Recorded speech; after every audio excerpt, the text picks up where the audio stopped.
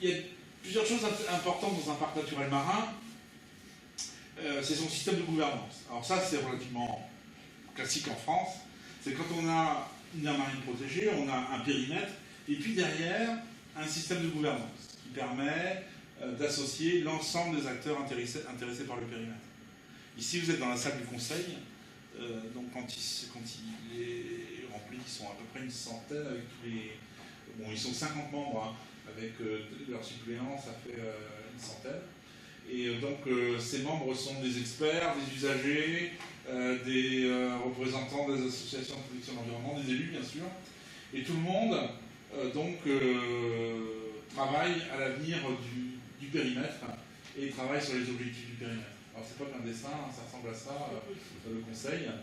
Donc, moi, je suis fonctionnaire de l'État au ministère de l'écologie et je suis mis à disposition du conseil de gestion. Je travaille pour un conseil de gestion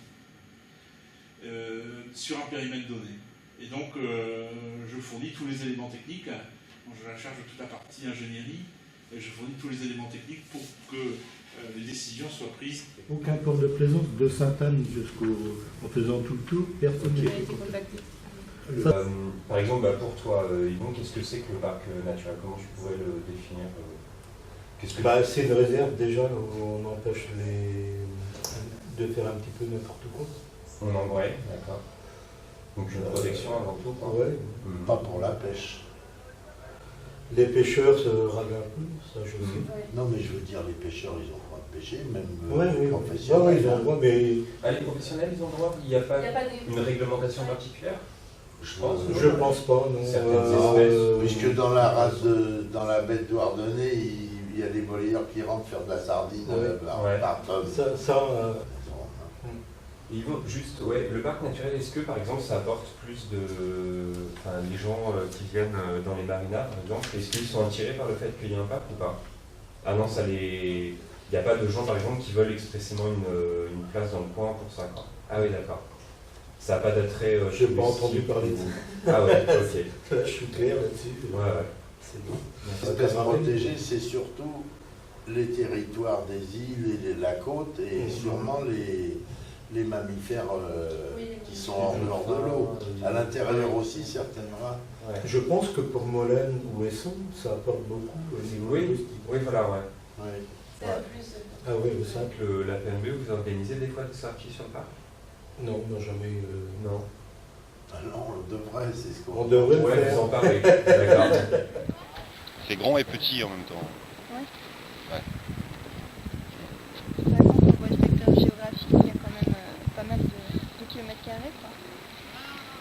Ouais, mais bon,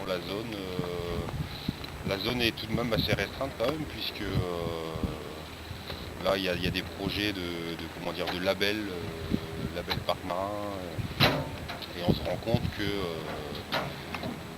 que finalement le tonnage qui est pêché au sein du parc marin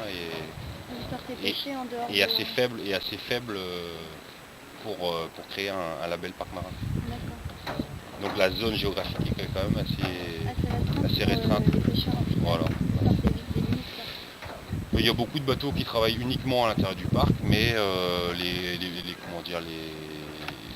12 mètres, les 12, 13, 15 mètres ici sortent du parc marin.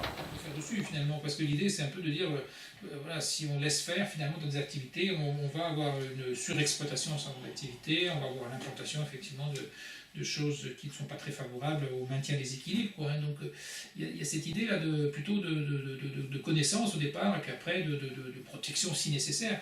Mais l'idée c'est aussi de dire par exemple aux pêcheurs qui vont là ou aux exploitants des algues, de leur dire ben voilà, si vous exploitez trop les algues à tel moment on aura tel problème, donc il faut peut-être réguler, quoi.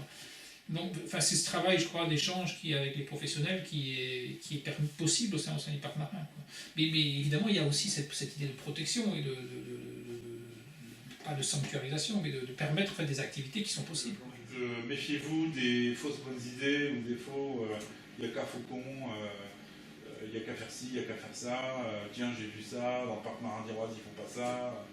Voilà, on passe pas mal de temps, pas mal d'énergie à réfléchir à ce qu'on peut faire, on négocie pied à pied avec les acteurs, c'est quand même des processus assez longs et assez compliqués.